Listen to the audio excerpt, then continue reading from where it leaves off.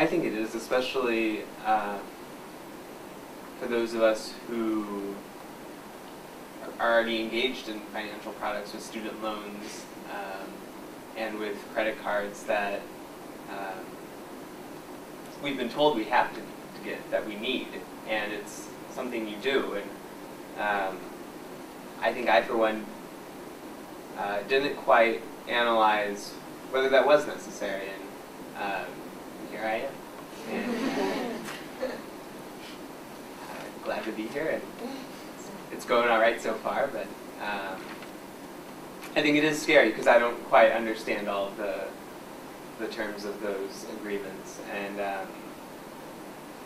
I hope the print will become larger and simpler and easier for those of us to understand who aren't in the finance realm. So I think it's prevalent among my peers, but when I was a student back at the University of Houston, there were a series of muggings.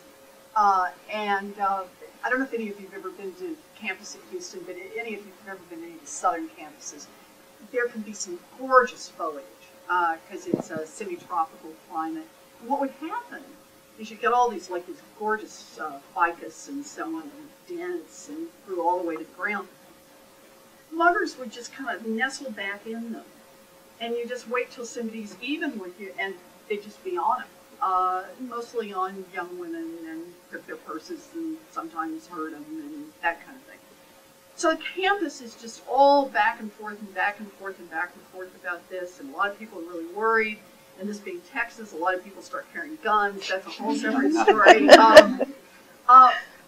But then one day, somebody at the university had a brilliant idea: cut down the shrubbery. So they just re-landscaped.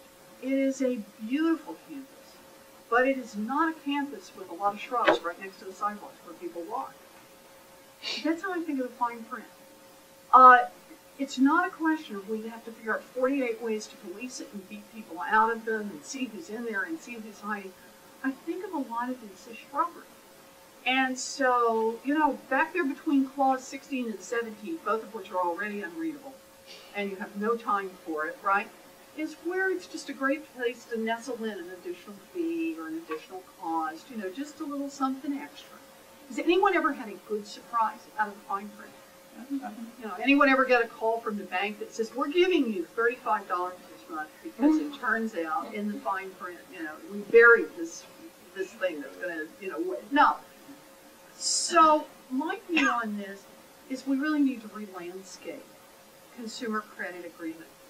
If the customer can't see it and read it easily, and I'm talking measured in minutes, 3 minutes, 4 minutes, so that you can make easy comparisons, then the answer is it probably shouldn't be.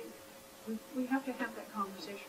How can you bind people to terms that you know they aren't reading, and you don't want them to read? So we're going to see if we can re-landscape this. That's at least the hope. But I hear your message, and I completely agree.